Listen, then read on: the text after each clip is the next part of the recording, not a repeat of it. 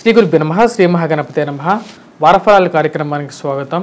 మే 12 నుంచి 18 వరకు ద్వాదశ రాశుల వారికి చంద్రమాను అనుసరించి గోచర రీత్యా ఈ యొక్క వారం ఎలా ఉండబోతుంది అనేది చూద్దాం. మిథున రాశి వారికి వచ్చేటప్పటికి ఈ వారం మిశ్రమమైనటువంటి ఫలితాలుగానే చెప్పొచ్చు.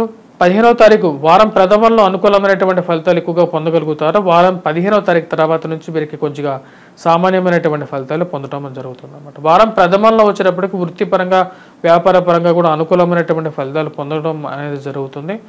వారం ప్రథమంలో ఉన్నత స్థాయిలో ఉన్నటువంటి ఎవరైతే ఉన్నత స్థాయిలో ఉన్నటువంటి స్త్రీలతో కానీ పురుషులతో కానీ సత్సంబంధాలు అనేది ఏర్పడతాయి. అవి మీ కెరియర్ పరంగాను కొంచెం ముందుకు తీసుకెళ్ళడానికి ఉపయోగపడతాయని చెప్పి మీరు భావిస్తారు. ప్రయాణ సంబంధితమైన విషయాల్లో ఫ్రెండ్స్ అండ్ రిలేటివ్స్తో కొంచెం సానుకూలమైనటువంటి వాతావరణం ఏర్పడుతుంది. వారాంతంలో ప్రశాంతంగా గడపగలుగుతారు. బంధువులను కలవటం అనేది జరుగుతుంది. వారాంతంలో వచ్చేటప్పటికి డబ్బు ఎక్కువగా ఖర్చు అయ్యే విధంగా ఉంది. 15వ తారీఖు తర్వాత ఆరోగ్యపరంగా కూడా కొన్ని జాగ్రత్తలు తీసుకోవాలి. ఎందుకంటే రవి ఎప్పుడైతే వే స్థానంలోకి వస్తాడో ధనక్షయకారకుడు అన్నమాట. అంత అనుకూలమైనటువంటి ఫలితాలు 15వ తారీఖు నుంచి ఇవ్వట్లేదు. ఈ రాశి వారికి వచ్చినప్పటికీ రాజ్యస్థానంలో సంచారం చేస్తున్నటువంటి కుజుడు రాహువు అనుకూలమైనటువంటి ఫలితాన్ని ఇచ్చినప్పటికీ కూడా కుజుడు రాజ్యస్థానంలో సంచారం చేస్తున్నప్పుడు అనుకూలమైనటువంటి ఫలితాలు ఇవ్వట్లేదు. వ్యాపార పరంగాను కొన్ని అడ్డంకులు సృష్టిస్తున్నాడు. ఆ విషయంలో తగు జాగ్రత్తలు తీసుకోండి. ముఖ్యంగా వచ్చేటప్పటికీ సుబ్రహ్మణ్యేశ్వర స్వామి ఆరాధన, సింధూరాన్ని ధరించినట్టయితే కుజుడి యొక్క అనుకూలత అనేది ఎక్కువగా ఉంటుంది.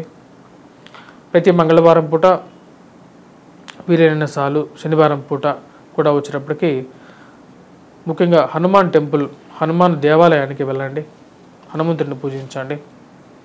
మానసిక ప్రశాంతత అనేది పొందగలుగుతారు. విద్యార్థులు వచ్చేటప్పటికి ఇది కష్టపడి చదవాల్సినటువంటి ముఖ్యమైనటువంటి సూచన. ఈ రాశి వారికి విద్యార్థులకి అనుకూలమైనటువంటి ఫలితాలుగా గోచరించట్లేదు. ఎందుకంటే గురువు వే స్థానంలో సంచారం చేస్తున్నప్పుడు ఈ రాశిలో ఉన్నటువంటి విద్యార్థులకి మిశ్రమమైనటువంటి ఫలితాలే గోచరిస్తూ ఉన్నాయి. ప్రతికూలంగా ఉండే విధంగా ఉంది.